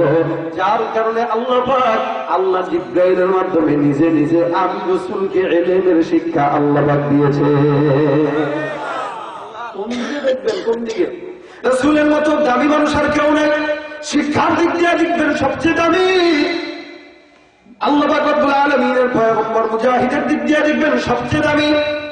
দুনিয়ার ভিতরে যত মানুষ আছে, বাচ্চাদের ভিতরে তাকাইলে সবচেয়ে দামি বাচ্চা হলো মুহাম্মদ রাসূলুল্লাহ। কারণ অন্যান্য বাচ্চারা দুনিয়াতে জন্মগ্রহণ করে নাপাক অবস্থা, আমার নবী আসছে পাক অবস্থায়। মা আমরা ডাক দিয়া বলে, আমার বাচ্চাটা যখন পেটের ভিতরে ছিল আমি বুঝলামই না, আমি বুঝতামই না আমার পেটের ভিতরে একটা সন্তান আছে, কোনো ব্যথাও নাই, বমিও নাই, ভাবও নাই, কিচ্ছুও নাই। এরপরে যখন বাচ্চাটা দুনিয়ার জমিনে আসছে, আমার বাচ্চাটা দুনিয়ার জমিনে যখন পরে কিবলার দিকে সিজদা বনরত অবস্থায় জন্মগ্রহণ করেছে। আমার সব দিক দিয়ে দেখবেন রাসূল দামি। কিশোরের দিক দিয়ে সব কিশোরের ভিতরে শ্রেষ্ঠ কিশোর মুহাম্মদ রাসূলুল্লাহ, সব যুবকের ভিতরে শ্রেষ্ঠ যুবক মুহাম্মদ, সব মুরব্বীর ভিতরে শ্রেষ্ঠ মুরব্বী মুহাম্মদ, সব মানুষের ভিতরে শ্রেষ্ঠ মানুষ মুহাম্মদ, সব বাবার ভিতরে শ্রেষ্ঠ বাবা হলেন মুহাম্মদ, সব নানার ভিতরে শ্রেষ্ঠ নানাও ছিলেন মুহাম্মদ, সব শ্বশুরের ভিতরে শ্রেষ্ঠ শ্বশুর মুহাম্মদ, সব জামাইয়ের ভিতরে শ্রেষ্ঠ জামাই হলেন মুহাম্মদ, সব নবীদের ভিতরে শ্রেষ্ঠ নবী হলেন মুহাম্মদুর রাসূলুল্লাহ। মুহাম্মদ হামিদ হামদ খুদা বাস খুদা মদহ আখরি মুস্তফা অযথাই কিন্তু আল্লাহ পাক রব্বুল আলামিন পয়গম্বরের প্রশংসা গায় না ইন্নাল্লাহা ওয়া মালাইকাতাহু ইউসাল্লুনা আলান নবী ইয়া আইয়ুহাল্লাযীনা আমানু সাল্লু আলাইহি ওয়া সাল্লিমু তাসলিমা রব্বুল আলামিন বলে বান্দা আমি আল্লাহ পাক রব্বুল আলামিন একা নয় আমার ফেরেশতারাও পয়গম্বরের গুণগান গায় আমি আল্লাহ পয়গম্বরের গুণগান গাই সুতরাং তোমরা যদি মুমিন হও তোমরা সবাই ওই মুহাম্মদের স্লোগানই দাও সুবহানাল্লাহ নেতার স্লোগান দেন যে আমার নেতার চরিত্র ফুলের মতো বন্ডমি স্লোগান এটা একটা এই নেতার চরিত্রের ব্যাপারে কি আল্লাহ পাক কোরআনে দিয়েছে কিছু কিচ্ছু দেয় নাই আমার ব্যাপারে চরিত্রের সার্টিফিকেট দেয় নাই বাবার ব্যাপারে চরিত্রের সার্টিফিকেট দেয় নাই পীরের ব্যাপারে চরিত্রের সার্টিফিকেট দেয় নাই কিসের কার ব্যাপারে জোরে বলেন নবীর ব্যাপারে এমন সার্টিফিকেট কারো দেয় নাই যেই সার্টিফিকেট রসুলকে দিছে আখলাকের সার্টিফিকেট কোন দিক দিয়া দেখবেন রসুল দামি আখলাকের দিক দিয়া রসুল দামি দামের দিক দিয়া রসুল দামি তবিবের দিক দিয়া রসুল দামি নবীর দিক দিয়া রসুল দামি মুখলিসের দিক দিয়া রসুল দামি সৌন্দর্যের দিক দিয়া রসুল দামি এই কারণে বলা হয় হাসিন জামিল কোন মানুষকে দেখবেন সামনের থেকে দেখলে খারাপ দেখায় পিছন থেকে দেখলে ভালো দেখায় কাউকে সাইড থেকে দেখলে ভালো দেখায় সামনের থেকে দেখলে খারাপ দেখায় কেউ একটু বেশি মোটা কেউ বেশি চিকন কেউ বেশি লম্বা কেউ বেশি খাটো রাসূলের সাহাবী ডাক দিয়া বলেন মা আহসানা মিনকা লাম তারাদাতু আইনি দুনিয়ার এমন কোন চোখ নাই যে চোখটা মুহাম্মদুর রাসূলুল্লাহ চাইতে সুন্দর কোন মানুষ দেখেছে সুবহানাল্লাহ জবান খুলে বলেন যাবের আকাশের চন্দ্রের সঙ্গে রসুলকে মিলা যায় পূর্ণিমার চাঁদের রাত্রে রসুল ঘোড়া কাটা লাল চাদর গায়ে দিয়া বসা যাবের রসুলকে দেখতে আসমানের ভিতরে পূর্ণিমার চাঁদ জমিনের ভিতরে পয়গম্বর বসা যাবের ডাক দিয়া বলে পয়গম্বরের দিকে তাকাই আরেকবার আসমানের চন্দ্রের দিকে তাকাই একবার নবীর দিকে আরেকবার চন্দ্রের দিকে একবার নবীর দিকে আরেকবার চন্দ্রের দিকে আল্লাহর কসম আমার দিল সাক্ষ্য দেয় মুহাম্মদুর রাসূলুল্লাহ চাইতে আসমানের চাঁদ তেমন বেশি সুন্দর নয় এটা হলো রাসূলের সৌন্দর্য তাহলে আমার কোন দিক দিয়ে দেখবেন সৌন্দর্যের দিক থেকেও নায়ক সেলিব্রিটির দিক থেকেও সবচেয়ে বড় সেলিব্রিটি ঠিক না ফেসবুকে 10টা লাইক পেয়ে আমি সেলিব্রিটি ঘরের দিক তুই বেটা আমার রসুলকে 1000 বছর ধরে সারা দুনিয়ার মানুষ চিনে শুধু তাই না আসমান চিনে জমিন চিনে নদী চিনে সমুদ্র চিনে পশু পাখি চিনে সারা দুনিয়া চিনে আমার রসুলকে সবচেয়ে বড় সেলিব্রিটি আমার মুহাম্মদ রাসূলুল্লাহ সারা দুনিয়ার মানুষের ভিতরে আখলাক করে নবী আল্লাহ পাক ডাক দিয়া বলে এই নবীকে আমি তোমাকে আখলাক দান করলাম এই কারণে নেতার স্লোগান দিবেন এটা মুখে মুখে দিয়া মনে মনে বলবেন এমনি দিলাম আর কি চা খাওয়ার লেগে দিচ্ছি ঠিক না এমনি দিলাম আর আচ্ছা আমরা যে স্লোগান দিই কেউ রাগ করেন না এগুলা আমরা যে স্লোগান দিই অমুকের চরিত্র ফুলের মতো পবিত্র এখন সে যদি চোর হয় সে যদি রিলিফের মাল চুরি করে তাহলে সে মনে মনে কি ভাববে কিন্তু এত চুরি করার পরেও আমার চরিত্র বলে ফুলের মতো ঠিক না আমার ভালো দরকার আমি যেমনি থাকি দেখি চলো তো চলো বাস সামনে চলো এখন এই স্লোগানের মাধ্যমে সে আরো বড় চোর হইল ঠিক না স্লোগান যদি দেওয়া লাগে কোন নেতার পক্ষে না স্লোগান হবে বিশ্বনবীর চরিত্র ফুলের মতো হবে কেন নেতার দেও যদি ফুলের মতো নবীর দেও কোনো লাভ হইল ফুলের বিশ্বনবীর চরিত্র এই স্লোগান দিবেন ওইটা দিলে এমনি মনে রাখবেন আর কি উপরে উপরে দিবেন মনে করবেন যে আমি উপরে দিতেছি চাটা খামো গলাটা ভাঙা একটু চা খাওয়া দরকার খাইতেছি বাস কিনা কিন্তু দিলের ভিতরে থাকবে মুহাম্মদ রাসূলুল্লাহর চরিত্র স্লোগান ঠিক কিনা কারণ এই স্লোগান তো আমরা চাই না এটা আমার আল্লাহ শিখাই দিচ্ছে আমাদেরকে এই চরিত্রের দিক থেকে নবীর উপরে কেউ নাই সাহাবায়ে কেরাম আম্মা জান আয়েশার কাছে ডাক দিয়া বলে আম্মা জান আয়েশা আপনি বলেন তো দেখি রাসূলের চরিত্রটা কেমন কাইফা কানা খুলুকুন নবী সাল্লাল্লাহু আলাইহি ওয়াসাল্লাম আম্মা জান ডাক দিয়া বলে তোমরা কি কোরআন তেলাওয়াত করো না সাহাবায়ে কেরাম ডাক দিয়া বলে হ্যাঁ কোরআন তেলাওয়াত করি তাহলে বুঝবা কানা খুলুকুল কোরআন রাসূলের আদর্শ যা আল্লাহর কোরআনিতা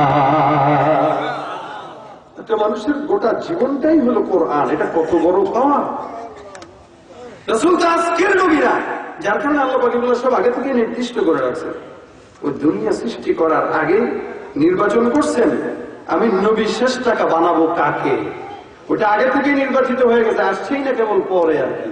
কিন্তু পরে আসলে কি হয়েছে, দাম তো আগে থেকেই দামি। এখন আল্লাহ পাক বলে, হুজুর আপনাকে যারা পাগল বলে, আমি নিজে ঘোষণা করলাম ওরা নিজেরা পাগল, আপনি পাগল না। সারা দুনিয়ার মানুষ যদি আমার খারাপ বলে, আর আমার আল্লাহর কাছে যদি আমি ভালো হই, সারা দুনিয়ার কোটি কোটি মানুষের কথার চাইতে আমার আল্লাহর কথার দাম বেশি। আমার আল্লাহ রসুলের সাক্ষ্য দিয়েছে, রসুল দামি। মুসলমান যারা চিনে তারা তো রসুলকে মানে, যারা চিনে না তারা তো পাগল বলে। আবু তালেব মোহাম্মদ রসুল্লাহকে চিনছে, যার কারণে আবু তালেব বেঈমান হওয়ার পরেও রসুলকে প্রোটোকল দেয় যে মোহাম্মদ তোমাকে কেউ বিরোধিতা করবে আমার সামনে, জিন্দেগিতে পারবে না। আমি যদিও ঈমান আনি নাই, আল্লাহ রসুল মরণের আগে আবু তালেবের কানে ডাকতে বলেছিল, একবার একটু বলেন লা ইলাহা ইল্লাল্লাহ মুহাম্মাদুর রাসূলুল্লাহ। আবু তালেব বলে না, এটা বলতে পারবো। বলে কেন? বুঝো তো দলের আছে না, দল আছে না, বদনাম হবে। হুজুর আপনারা যে ভালো এটা জানি না, হুজুররা যে ভালো এটা তারাও জানে, কিন্তু কেন বিরোধিতা করা জানে? নিজে দলের থেকে টাকা পাবে না, সেই কারণে। ঠিক না? দল কিছু দল, এই দলে তোমার জাহান্নামে নিবে। আর তুমি যদি দলের উপরে রসুলের আখলাককে প্রাধান্য দাও, তাহলে আখলাক তোমাকে জান্নাতে নিবে। আবু তালেব এত মহব্বত করার পরে জাহান্নামী কেন? মোহাম্মদ দল আছে তো, বিশ্বাস করি তুমি সত্য নবী। তুমি যে নবী সত্য, এটা আজকের কথা না তো, এটা তোমার জন্মের আগ থেকেই ইহুদিরা জানতো, তোমার জন্মের পরেও আমি বুঝছি। বলে কেমনে বুঝছেন? আবু তালেবের ঘটনা বর্ণনা করে, যখন ছোট্ট রসুল 7 কি 8 বছরের বয়স, এই 7-8 বছরের সময় রসুল করিম সাল্লাল্লাহু আলাইহি ওয়াসাল্লামের চাচা আবু তালেব একবার সিরিয়ায় ব্যবসার জন্য যাবে।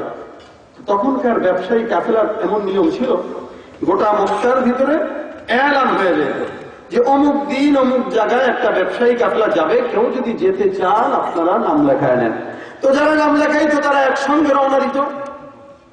এখন চাচা আবু তালেব রাসূল এসে ডাক দিয়া বলতেছেন, চাচা আমার উনিয়া জানি। আবু তালেব বলে, এত দূরের সফর, তোমার মতো বাচ্চা মানুষ যাবা, কষ্ট হবে। বলে না না, আমার কোনো কষ্ট হবে না, আপনি আমাকে নেন। সর্বসাকল্যে সবার সম্মতি ক্রমে চাচা চিন্তা করলো, ঠিক আছে ভাতিজাকে নেওয়া যায়। তো নিয়ে গেল কোথায়? ব্যবসার জন্য। যেতে যেতে যেতে যেতে হঠাৎ করে প্রতিমধ্যে একটা গির্জার পাদ্রী, বুঝলেন, একটা গির্জার পাদ্রী সামনে এসে দাঁড়ায় গেছে। দাঁড় লাগ দিয়ে বলতেছে, এই কাফেলার লিডার কে বলেন তো? মানুষ দেখা যাচ্ছে এই যে আবু তালেব লিডার। আপনার সঙ্গে একটু কথা আছে। কি কথা? আপনি একটু আমাদের দুপুর বেলায় আমার বাসায় আপনাদের সবার দাওয়াত, এই গোটা কাফেলার দাওয়াত আমার গির্জায়। আবু তালেব আজকের জামানার মানুষ হলে চিন্তা করতে গেলে, হুজুর মানুষ আবার কেমনে দাওয়াত দেয়? আমাদের দেশের মানুষ মনে করে হুজুর খালি দাওয়াত খায়, দাওয়াত দেয় না। হুজুররা দাওয়াত খায় দেয়, দুটোটাই করে, কিন্তু দাওয়াত দেয় কারে? হুজুরের যোগ্য ব্যক্তির দাওয়াত দেয়। গান যখন তো রাস্তা থেকে ধরে না দাওয়াত দিবে না। আবু তালেব তো দামি বলে এখন গির্জার পাদ্রী দাওয়াত দিতেছে, তার মানে আবু তালেবের ভিতরে কিছু একটা আছে। আবু তালেবকে দাওয়াত দেওয়ার পর খাবার বেলা, দুপুর বেলা সবার সামনে খাবার দিছে, সবাই খাবার টাবার খাবে। এমন সময় পাদ্রী ডাক দিয়া বলে, সবাই কি খেতে বসছে? বলে জি বসছে। আমার তো মনে হইতেছে যে কোনো একজন অনুপস্থিত। বলে কে? চোখের সামনে কাকে কাকে মনে হয় দেখতেছি না, কে নাই কে নাই কে নাই। এখন লিডাররা বলতেছে না আলহামদুলিল্লাহ আমরা সবাই আছি, কারণ এই কাফেলার লিডার যারা আবু তালেব সহ অন্যান্য যারা আছে সবাই আমরা আছি। আপনি গুরুত্বপূর্ণ মানুষ, গির্জার পাদ্রী, আপনি কি বলবেন আমাদের সাথে বলেন। আবু তালেব বলে, না আপনারা আরেকটু ভালো করেন, নজরে সানি করেন যে কেউ আছে কিনা, বাদ করছে কিনা। সবাই দেখে কিনা, না সবাই তো আছে। একজন ডাক দিয়ে বলে, ও লিডার। বলে কি? একজন নাই। বলে কে? কয় মোহাম্মদ নাই। মোহাম্মদ নাই বলো। এখন আবু তালেব বলে, ও আচ্ছা আচ্ছা আচ্ছা পাদ্রী সাহেব, পেরেশানির কোনো কারণ নাই, আমার ছেলেটা খেলতেছে, বাচ্চা মানুষ তো, কেন ও বাচ্চা এখানে এসে কি করবে আমাদের সামনে? ও খেলতেছে, গেল, আপনি যা বলো আমাদেরকেই বলেন। পাদ্রী মনে মনে চিন্তা করে, এরা শিলনি খাইলি কারো ছিল, মোল্লা চিনলি না, দাওয়াত খাইলি মোহাম্মদের উসিলায়। এখনকার মোহাম্মদ না থাক কোনো সমস্যা নাই, ডাকেন মিয়া মোহাম্মদকে। তারা সবার মাথায় একটু লজ্জা লাগছে দিলে, এটা কি কথা? আমরা এখানে নেতৃস্থানীয় লোক, আমাদেরকে বাদ দিয়া এই পিচ্ছির পিছনে এই বান্দাটার কি কাজ এটা একটু দেখা দরকার। এখন ডাক দেখো, মোহাম্মদ একটু আসো, নাও খাবার গ্রহণ করো। রাসূল বলে, না, এই সমস্ত খাবার দাবার আমার পছন্দ না। সুবহানাল্লাহ। আর তুমি মুসলমানের সন্তান হয়ে হিন্দুদের মেলায় যা পূজায় যা বেহার মতো খাবার গ্রহণ করো, তোমার মতো নির্লজ্জ দুনিয়া থেকে হতে পারে না। রাসূলকে এগুলো পছন্দ না। ঠিক আছে, খাবার খাওয়ার দরকার নাই, তুমি বসো, তোমার সাথে দুই একটা কথা আছে। আবু তালেব মনে মনে বলে, মুহাম্মদের সঙ্গে কি কথা, বাচ্চা একটা মানুষের সঙ্গে এমন কিসের আলাপ? পাদ্রী ডাক দিয়া বলতেছে, ভাই কথা হইলো আপনাদের সবার সামনে বলা যাবে না, একটু আছেন, সিক্রেট জিনিস তো, একটু জিজ্ঞাসা করবো। ওর সাথে আমার কয়েকটা প্রশ্নের উত্তর আছে। প্রশ্ন উত্তর বলে, কিসের প্রশ্ন? সর্বপ্রথম প্রশ্ন মুহাম্মদকে ডাক দিয়া বলতেছেন, আল্লাহর কসম, তুমি লাত উজ্জার কসম খায় বলবা, যেই প্রশ্ন করবো তুমি সেই প্রশ্নের জবাব আমাকে দিবা। এই জবাব যে দিবা সত্য যে বলবা, লাত উজ্জার কসম খাইবা। কারে বলতেছে? রাসূল বলতেছে। মুহাম্মদ রাসূলুল্লাহ যখন লাত উজ্জার কসমের কথা শুনলেন, ওনার দিলের ভিতরে রাগ উঠে গেছে। উনি ডাক দিয়ে বলো, শোনেন শোনেন শোনেন, আমার সামনে লাত উজ্জার কসম খাইবেন না, খবরদার। আমি লাত উজ্জার কসম ছাড়াই আমি আলহামদুলিল্লাহ সত্য কথা কোনোদিন ছাড়ি নাই, সবসময় বলি। এই যে পাদ্রী এখানে নোট করলো, নোট পাদ্রী ইচ্ছা করলেই লাত উজ্জার কসম খাইছে, নোট করে বলতেছে, আচ্ছা লাত উজ্জার কসম ভাল লাগে না তো কোন কসম ভাল লাগে বলো? আমার কাছে একমাত্র যদি কসম ভাল লাগে সেটা হলো আল্লাহর কসম ভাল লাগে আমার কাছে। পাদ্রী ডাক দিয়ে বলে, মিলে গেছে, মিলে গেছে, ঠিক চিহ্ন দিলাম, পাস। আবু তালেব ডাক দিয়ে বলে, কি মিলছে? যারটা মিলছে বুঝবেন, পরে বুঝবেন। আবার ডাক দিয়ে বলতেছে, মোহাম্মদ দ্বিতীয় নম্বর প্রশ্ন, কেমনে ঘুমাও? রাসূল ডাক দিয়ে বলে, ঘুমাই কেমনে? আবার কেমনে ঘুমায়? আবু তালেব বলে, কি ধরনের প্রশ্ন? নাক ডাকে আর ঘুমায়? আমাদের পোলা বান্ডা কোলবালিশ একটা পাইলে 2 রানের সিপা দিয়া, ঠিক আছে না, লঙ্গ ফেলা বালিশ শেষ, বঙ্গ পোশাক। আর মা ডাকলেও উঠে না, হাতির মতো ঘুমাস পড়া। আর রাসূল বলে, আমি চক্ষু দিয়ে ঘুমাইতাম, মাকে আবার অন্তরের চক্ষু খোলা থাকে। রাসূলের ঘুমটা আইতেছিল এমনি আর কি, বাকি সব কাজ ছিল, দেখতেন। রাসূল ডাক দিয়া বলেন, ঘুমাই কেমন? এটা গুরুত্বপূর্ণ প্রশ্ন, এটা গুরুত্বপূর্ণ প্রশ্ন। চাচা কিছু বলেন না, উনি যা প্রশ্ন করেন আমার বলতে দেন, জবাব দিতে দেন। আচ্ছা, এই 5, 7, 8 বছরের বাচ্চারা এই প্রশ্ন করে, সে বুদ্ধিসত্তার সাথে জবাব দিতেছে, এটা তো অবাক করা বিষয়। কেমনি জবাব তার মুখ দিয়ে আসে? আসলে জবাব হলো এটাই যে নবী 7 বছরের হইতে পারে, কিন্তু তার ব্রেন তো নবুয়তিবান ব্রেন।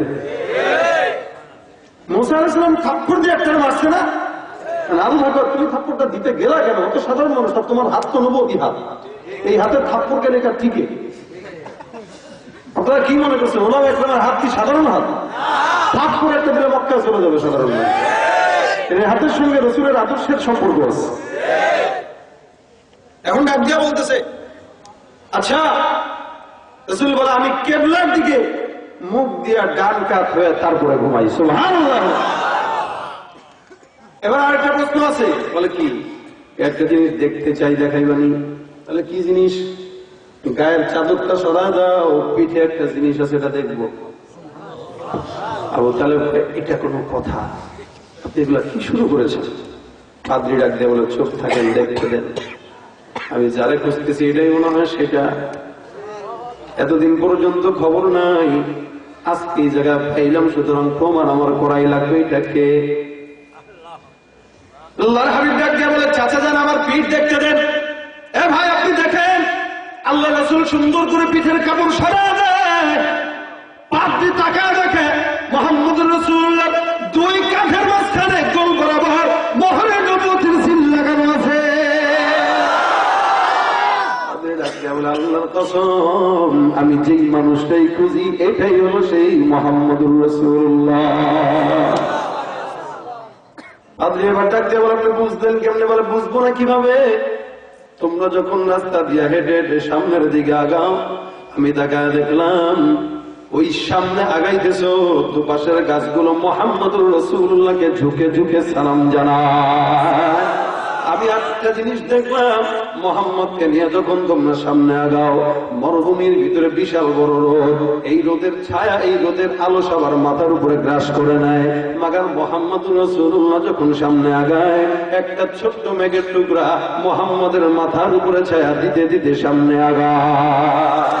আবু তালেব, খবরদার, মোহাম্মদকে ওই জায়গায় নিও না। সিরিয়ার ইহুদিরা যদি দেখে তাকে হত্যা করবে, কারণ তারাও জানে আমি যেমনি যেমনি কোনায় কোনায় মিলাই দিলাম এটা মুহাম্মদুর রাসূলুল্লাহ। 40 বছর বয়সে সে নবুয়ত প্রাপ্ত হবে। এই আবু তালেব, এখন আরেকটা প্রশ্ন আছে, এটা সর্বশেষ প্রশ্ন। এই প্রশ্নটা হলো, বাচ্চাটা তোমার কি হয়? আবু তালেব বলে, বাচ্চাটা আমার সন্তান হয়। পাদ্রী ডাক দিয়ে বলে, না না, এই বাচ্চা তোমার সন্তান হতে পারে না, এটা নিশ্চিত এটা অন্য কারো সন্তান, কারণ এর বাবা তো বেঁচে থাকার কথা না। এই সন্তান যদি তোমার হয় তাহলে সব কিছু মিথ্যা হয়ে যাবে। আমি জানি মুহাম্মদের বাবার নাম হবে আব্দুল্লাহ। আবু তালেব ডাক দিয়ে বলে, তুমি যে নবী হবে ছোটকালেই দেখছি, নবুয়তের সবকিছু আল্লাহ পাক আগে আগে কিতাবগুলোতে লিখে দিয়েছে, যেন মানুষের চিনতে কষ্ট না হয়। কারণ যে কেউ নবী দাবি করতে পারে, নবী দাবি করলে সোজা পিটান খাবে।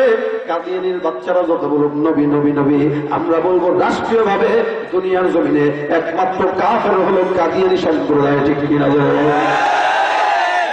এই নবী মুহাব্বত যদি আপনার দিলে ঢাল না থাকে, যে পয়গম্বরকে আল্লাহ পাক রব্বুল আলামিন এত মুহাব্বত দান করলেন, যে পয়গম্বরকে এত দাম বানাইলেন, নবী আসছেন কত পরে, আগে সব কিতাবগুলোতে আল্লাহ পাক সতর্কবাণী দিয়া দেয়। আল্লাহ পাক রব্বুল আলামিন ওই নবীকে এত দামি বানাইছেন, ওই নবীর উম্মত আপনাকে আমাকে বানাইছেন। এত পরেও যদি আপনার দিলের ভিতরে পয়গম্বরের মুহাব্বত খাঁটিভাবে না ঢুকে, বুঝতে হবে কেউ যদি আমার নবীর বিরুদ্ধে কথা বলে, এই নবীর আখলাকের উপরে আঙ্গুল তোলার দুঃসাহস করে, আপনি যদি মুসলমান হন, আপনার দিনের ভিতরে খারাপ যদি না লাগে, বুঝতে হবে মুসলমান না, আপনি মুনাফিক বেঈমান। ওই ফ্রান্সের ভিতরে আমার নবীর আঘাত দেয়, আমার নবীর বিরুদ্ধে কথা বলে, আমেরিকায় কেন, দিল্লিতে কেন, গোটা দুনিয়ার ভিতরে কোন বঙ্গোপসাগরের মাঝখান থেকে আমার নবীর বিরুদ্ধে যদি এক বিন্দু কলম ধরার দুঃসাহস কেউ করে, আল্লাহর কসম, ফরিদপুরের মানুষ জবান বন্ধ করে বসে থাকবে না, জীবন দিয়ে আমার রাসূলের ইজ্জত রক্ষা করার চেষ্টা করব না, করব না। বিশ্ব নবীর অপমানে যদি না কাঁদে তোমার মন, মুসলিম নয় মুনাফিক, তুমি নবীজির দুশমন। নবীর প্রেমে জীবনে যাবে কে আছো নওজোয়ান, তাকবীর তুলে সিংহ শাবক হও তুমি আগুয়ান। তোমার বুকে ইমানের বল, জবানে আল কোরআন, ভয় কাঁপে কাপুরুষ সব আর নরাধম শয়তান।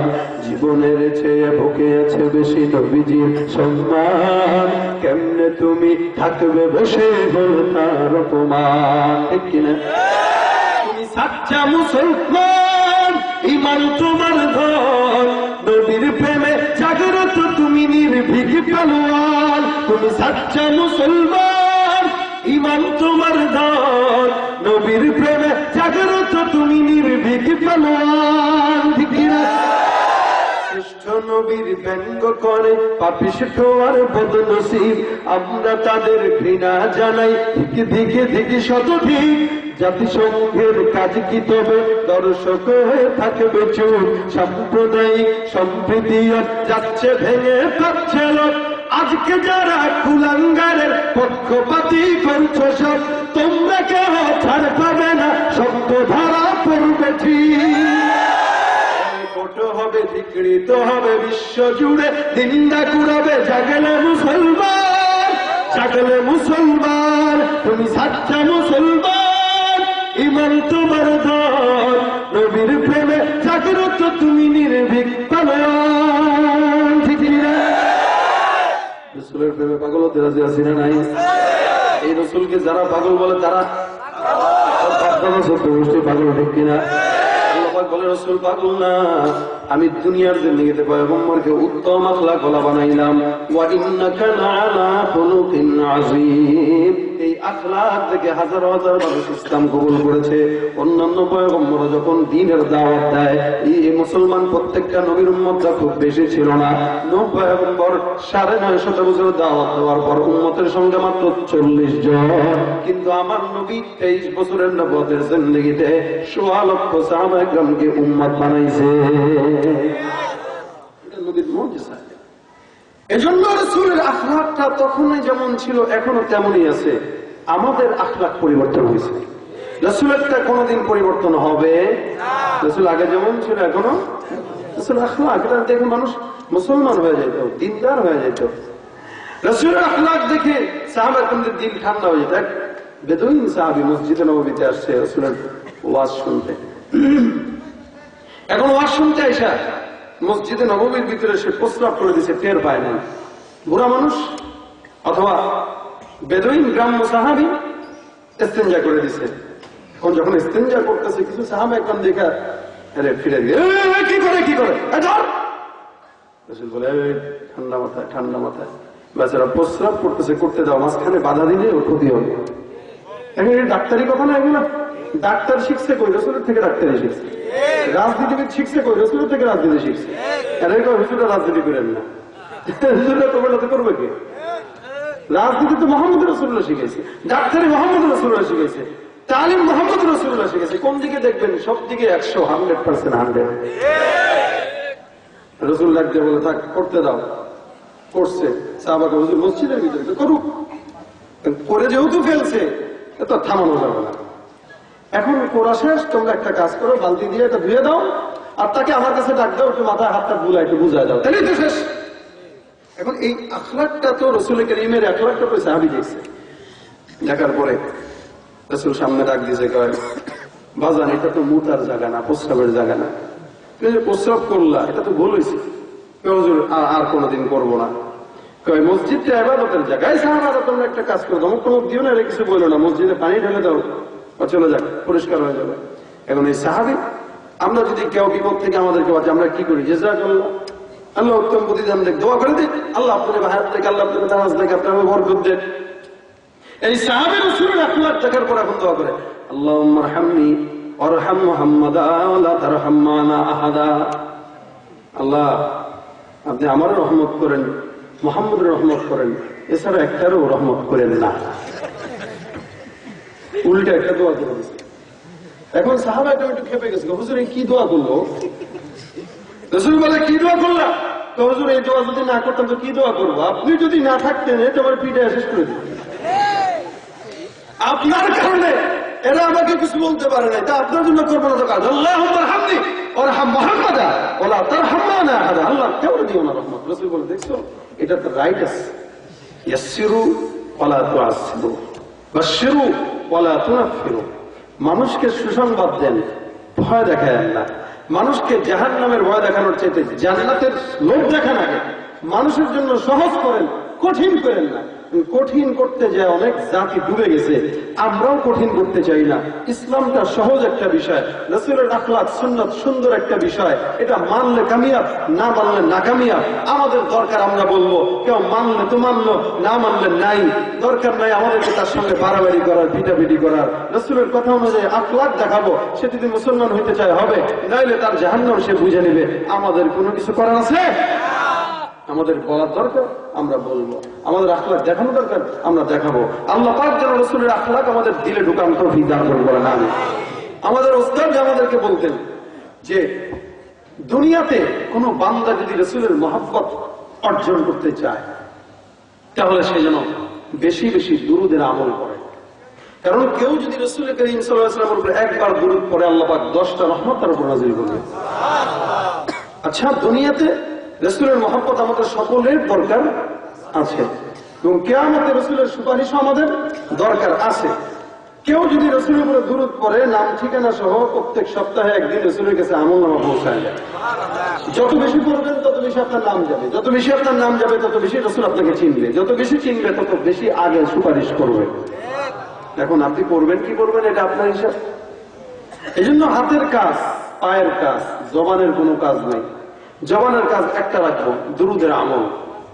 রাসূলকে আমরা কেউ দেখি নাই, আমাদের দেখার ইচ্ছা খুব। যদি আমরা দুরুদের আমল 24 ঘন্টা করতে পারি, ইনশাআল্লাহ স্বপ্ন যুগে হলেও রাসূলকে আমরা দেখতে পারবো ইনশাআল্লাহ। আর যদি স্বপ্নেও দেখেন, আপনি জান্নাতি হয়ে যাবেন ইনশাআল্লাহ। দুরুদ লম্বা করতে যদি একবার করছেন 10টা রহমত হয়ে গেছে। আবার পড়েন সাল্লাল্লাহু আলাইহি ওয়াসাল্লাম, সাল্লাল্লাহু আলাইহি ওয়াসাল্লাম, সাল্লাল্লাহু আলাইহি ওয়াসাল্লাম, সাল্লাল্লাহু আলাইহি ওয়াসাল্লাম, সাল্লাল্লাহু আলাইহি ওয়াসাল্লাম। এই দুরুদের আমলটা ইনশাআল্লাহ যুবক, মুরব্বী সবাই মিলে আমরা সবসময় করার চেষ্টা করব। বাচ্চা মারা, মহিলারা বাসায় রান্না বাড়ি করে, অনেক সময় দেখা যায় হাতে কাজ আছে, জবানে দুরুদটা উঠায় দেন।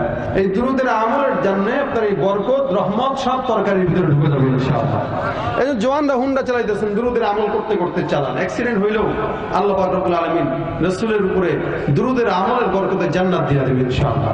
আজকে থেকে আমরা যা এতক্ষণ শুনলাম সব ভুলে যান, রাসূলের শানে দুরুদের আমল সবসময় করতে রাজি আছেন ইনশাআল্লাহ। আল্লাহ পাক আমাদের তৌফিক দান করুন, বলেন আমিন। হুজুর বলতেছেন আপনাদেরকে মাদ্রাসার জন্য কিছু ঋণই আছে, উপস্থিত যতটুকু পারেন, হয়তো ছাত্ররা যাবে, যেহেতু মাহফিলে আসছেন আপনাদের কিছু হক আছে, 1 টাকা হোক, 2 টাকা হোক, 5 টাকা হোক, এটা বরকতের জন্য আপনি বলতে পারবেন যে আমি এই মাদ্রাসার মাহফিলে কিছুটা সংযুক্ত ছিলাম। ছাত্রবেলার ভিতরে ঢুকবে, আপনারা কিছু দেন, ব্যাস। যেখানে আছেন ঢোকেন, সবাই ঢুকে পড়েন তাড়াতাড়ি। 10 জন, 9 জন, আলহামদুলিল্লাহ। আল্লাহ পাক এই মাদ্রাসাকে দাওরা হাদিস পর্যন্ত কবুল করুন, বলেন আমিন। আল্লাহ পাক এই মাদ্রাসার সমস্ত সহযোগী যারা আছে তাদেরকে আল্লাহ পাক যেন মাদ্রাসার সাথে আজীবন সম্পৃক্ত করার তৌফিক দান করে। শুনেন, আপনাদের আবেগ আমরা বুঝি, আমাদের অসুস্থতা আপনাদের বুঝতে হবে। প্রত্যেক দিন 2টা করে প্রোগ্রাম, একটা গলা দিয়ে চলতেছে, সফর হয়। আপনারা রাত্রে বাসায় যায় ঘুমাবেন, আমি ঘাটটাট পার হয়ে ঢাকায় যেয়ে করতে হবে। আগামীকাল আবার 2টা প্রোগ্রাম, আবার আগামীকাল। এছাড়া আমাদের ব্যক্তিগত কাজ, সবকিছু, মাদ্রাসা, সব দায়িত্ব মিলে একটা শরীর, একটা দেহ। মাস 1 দিন 2 দিন না, আপনারা আজকে 1 দিন চিল্লাইছেন, আমি সেই অক্টোবরের আগ থেকে চিল্লাইতেছি প্রতিদিন 2 ঘন্টা 3 ঘন্টা করে। এজন্য আপনাদের আবেগ দিয়ে আমার উপর জুলুম করা যাবে না। যতটুকু আন্তরিকতার সাথে বলেছি আলহামদুলিল্লাহ, বেশি জোরাজোরি করলে রাগ করবো, কষ্ট পাবো। যতটুকু হয়েছে দরকার নাই, এতটুকুই আলহামদুলিল্লাহ। গান হইলে উঠানি আসলে ব্যাগগুলো নিয়ে এসে দেখ, আল্লাহর বান্দা 2000 টাকা দিয়েছেন। আল্লাহ তাবারাক ওয়া তাআলা তার ঈমান, তার আমল, তার সুস্থতা দান, বরকত দান করুক। ব্যাগগুলো সকলে নিয়ে আসবে, রুমাইল সব নিয়ে আসবে স্টেজে। দোয়া হবে, দোয়া করে যাবেন, সকলেই দোয়া করে যাবেন। দুরূদ শরীফ পড়ে আল্লাহুম্মা সাল্লি আলা সাইয়্যিদিনা ওয়া নাবিয়িনা ওয়া শাফিঈনা ওয়া হাবিবিনা মাওলানা মুহাম্মদ সাল্লাল্লাহু আলাইহি ওয়া আলা আলিহি ওয়া আসহাবিহি ওয়া বারাক।